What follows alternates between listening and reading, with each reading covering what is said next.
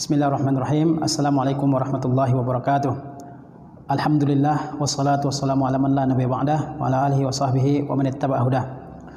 Yaqulu rabbuna tabaraka wa ta'ala inna anzalnahu fi lailatul qadr wa ma adraka ma lailatul qadr. Lailatul qadri khairum min alfi syahr. Tanazzalul malaikatu war ruhu fiha biizni rabbihim min kulli amr. Salamun hiya hatta matla'il fajr. Kaum muslimin yang dirahmati Allah Subhanahu wa taala, kita akan merenungkan beberapa ayat yang terdapat dalam surah Al-Qadar ini, ya. Allah Subhanahu wa taala memberi sebuah surat dalam Al-Qur'an dengan nama Al-Qadar, ya. Yang menurut sebagian ulama surah ini diturunkan di Makkah, dan mayoritas ulama mengatakan bahwa surah yang mulia ini diturunkan di Madinah. Jadi dia termasuk ke dalam surah Madaniyah, ya. Allah berfirman, inna anzalnahu fi lailatul qadr. Sesungguhnya kami telah menurunkannya pada malam qadar.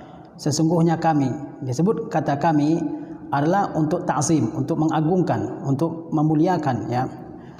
Sesungguhnya kami menurunkannya. Menurunkannya maksudnya adalah menurunkan Al-Qur'an dari Lauhil Mahfuz ke langit dunia, ya, minal Lauhil Mahfuz ila sama'id dunia. Ya, ini makna pertama dari kami menurunkannya, yakni menurunkan Al-Qur'an, ya.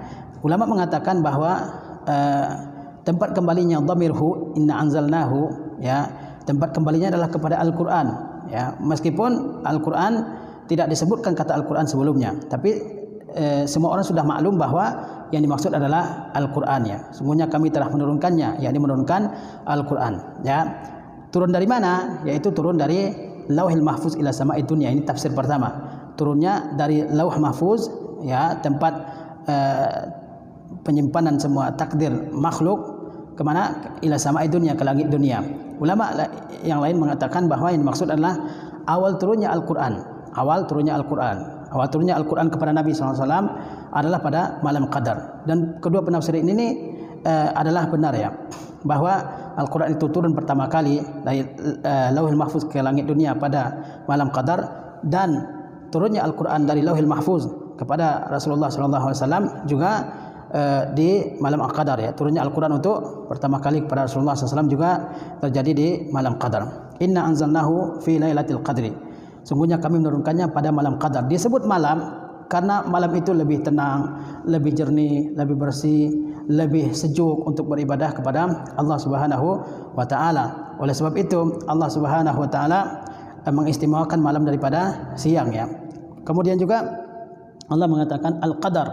Al-Qadar sebagian ulama artinya adalah, ya, sesuatu yang berharga, yang bernilai, ya, yang memiliki keagungan. Seperti dikatakan fulanun zu qadrin. Fulan zu qadrin artinya si fulan itu memiliki kelebihan, keistimewaan dan keagungan di sisi manusia. Al-Qadar juga menurut sebagian ulama artinya adalah at-takdir. At-takdir, ya, yaitu ketentuan Allah Subhanahu wa taala. Karena di malam Qadar ini Allah Subhanahu wa taala menuliskan takdir untuk satu tahun, untuk satu tahun, ya. Dan malaikat mencatat takdir dari Lauhil Mahfuz untuk satu tahun tersebut, dari malam Qadar kepada malam Qadar yang berikutnya, sebagaimana dijelaskan oleh Ibnu Abbas, ya. Dan sebagian ulama mengatakan Al-Qadar itu artinya sempit. Al-Qadru ay at-tadyiq, ya, at-tadyiq. Kenapa? Karena di malam Qadar tersebut malaikat banyak sekali yang turun ke dunia ini. Bahkan dalam sebuah riwayat dikatakan jumlah malaikat yang turun di malam Qadar ini lebih banyak daripada jumlah pasir yang ada di alam semesta ini. Nah, sehingga alam semesta ini benar-benar penuh dengan malaikat, ya. Kemudian tafsiran-tafsiran ini semuanya benar dan memiliki dasar, ya, memiliki dasar dari Al-Qur'anul Karim dan dari sunnah Rasulullah sallallahu alaihi wasallam. Dan turunnya malaikat itu adalah mengisyaratkan turunnya rahmat Allah Subhanahu wa taala, turunnya berkah Allah Subhanahu wa taala, ya.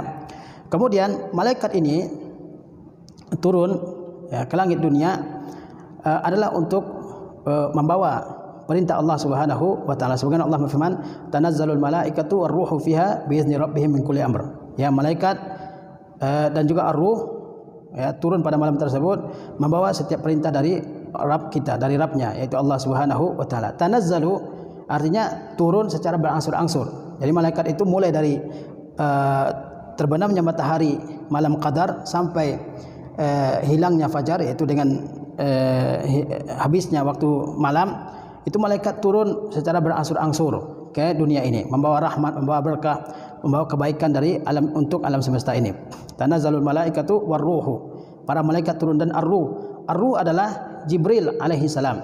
Jadi disebutkan malaikat turun, kemudian ruh juga turun. Ini dalam istilah usul fiqih disebut dengan zikrul khas ba'dal am, menyebutkan sesuatu yang spesifik setelah menyebutkan sesuatu yang sifatnya general, sifatnya umum, ya.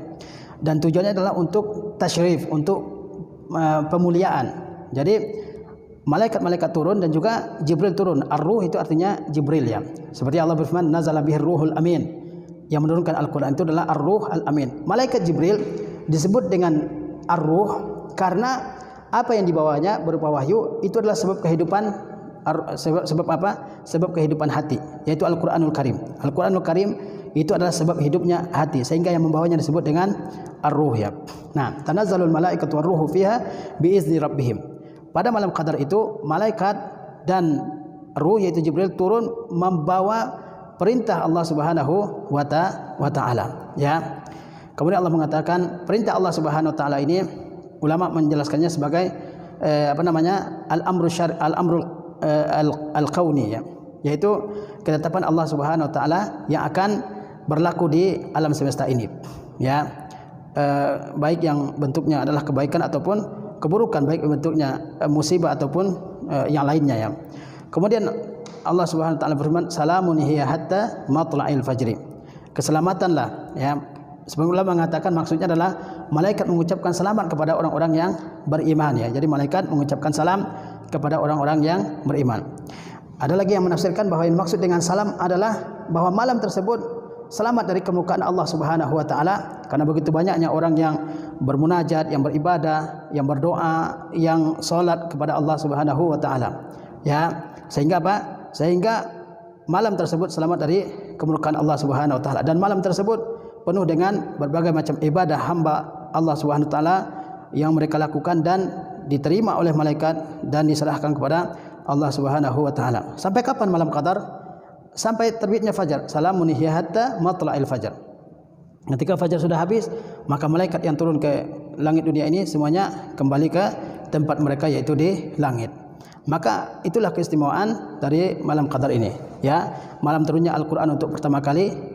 Pada malam tersebut malaikat berbondong-bondong turun ke atas dunia ini secara berangsur-angsur sampai dunia ini penuh. Kemudian pada malam tersebut takdir manusia dicatat, ya, untuk 1 tahun ke depan. Kemudian juga malam tersebut membawa keberkahan, membawa keselamatan, kedamaian dan ketentraman. Maka hendaklah kita memperbanyak ibadah kita di malam Lailatul Qadar ini. Memang tidak diketahui, ya, di malam keberapa malam qadar tersebut. Yang jelas malam qadar tersebut adalah ada di 10 terakhir Ramadan.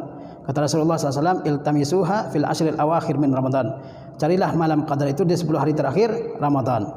Dan 10 hari terakhir itu dalam hadis yang lain Rasulullah SAW carilah dia di malam-malam yang ganjil, 21, 23, 25, 27 ataupun 29-nya. Dan dirahasiakan oleh Allah SWT malam qadar ini adalah agar kita semua bersungguh-sungguh dalam beribadah. Nah, bayangkan kalau seandainya malam qadar itu sudah diberitahukan di malam 21 misalnya, atau malam 27, mungkin sebagian orang akan bersungguh-sungguh beribadah hanya di malam 27. Nah, tapi Allah SWT merahasiakan, nah, agar kita bersungguh-sungguh dalam mengerjakan ibadah di 10 hari terakhir ini, ya. Yang jelas setiap orang yang mengisi malam-malam terakhir ini dengan berbagai macam ibadah, entah itu salat, doa, ya, membaca Al-Qur'an, berzikir dan sebagainya, orang yang mengisi malam 10 terakhir ini dengan berbagai macam ibadah, pasti dia mendapatkan malam Lailatul Qadar, ya. Dan orang yang mendapatkan malam Lailatul Qadar dijanjikan oleh Rasulullah SAW dengan ampunan. Rasulullah bersabda, man qama lailatal qadri imanan wa ihtisaban ghufira lahu ma taqaddama min zambi. Barang siapa yang mengerjakan qiyamul lail pada malam qadar ini, maka Allah Subhanahu wa taala akan mengampuni dosa yang terdahulu dari orang tersebut. Maka hendaklah kita bersemangat, ya, di dalam mengerjakan ibadah di 10 hari terakhir ini. Sebagaimana Talhah ibn Ubaidillah, beliau mengatakan, seekor kuda kalau sudah dekat dengan garis finishnya, maka dia mencurahkan segala tenaganya agar segera sampai ke garis finish. Begitu pula kita, ya, kita sudah hampir mendekati garis finish dari Ramadan tahun ini, maka hendaklah kita bersemangat dalam beribadah. Jangan dilalaikan ya diri kita dengan kegiatan-kegiatan yang sifatnya kurang penting, ya. Apalagi sifatnya berdosa kepada Allah Subhanahu wa taala. Oleh sebab itu, ulama-ulama terdahulu menganjurkan kepada kita agar di 10 hari terakhir ini kita mengurangi makanan, mengurangi pembicaraan, dan mengurangi kesibukan, mengurangi pekerjaan.